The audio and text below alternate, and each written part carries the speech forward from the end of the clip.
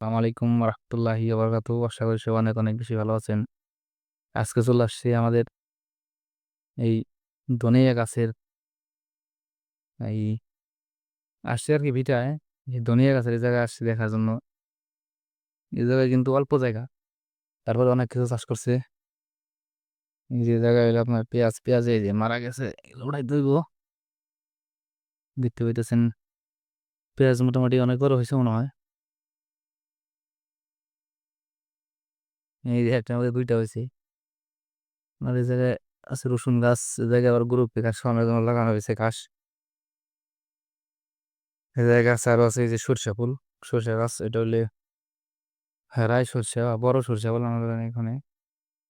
এটা দিয়ে হইলে মরিচ বাটা খায়, এবং এটা দিয়ে কিন্তু কাসুন্দি তৈরি করা হয়। এটা এমন পরিমাণ জাস, তা অন্য কোনো অন্য কোনো সরষায় নাই এরকম জাস।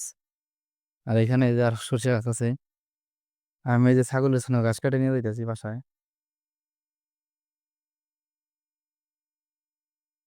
অনেক মৌমাছি দেখি এই জায়গায় মধু সংগ্রহ করতেছে।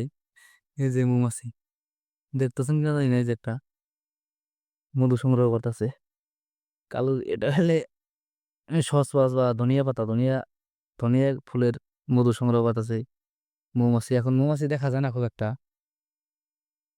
সরষে খেতে গেছিলাম ওই দিন, দেখি বেশি নাই, বেশি ফুললেই আপনার মৌমাছি নাই। মৌমাছি এবং মধু যে চাক পাওয়া যেত, ওই চাকু এখন খুব একটা কম, বিলুপ্ত হয়ে গেছে। এখন একমাত্র শুধুমাত্র হইলো পাওয়া যায়, যে আপনার মধু তৈরি করে, উৎপাদন করে এই যে মৌমাছি দিয়া, এগুলা পাওয়া যায় এখন বেশি। এই কারণে মধু আমাদের এখানে এখন মৌমাছি খুব একটা দেখা যায় না। আগে তো অনেক মৌমাছি দেখা যেত। মৌমাছির কারণে তো খেতে যাওয়া যেত না। মৌমাছি যে মাঝে মাঝে ফুল ওঠা পাইতো।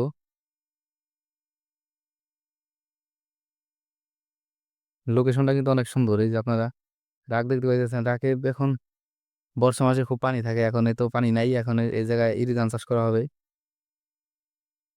অনেকের জমি আছে জায়গায় ইরি ধান চাষ করার জন্য প্রস্তুত করতেছে আর কি। ওই জায়গায় অনেক ইরি ধান লাগাইছে, ওই যে দেখা যাইতেছে।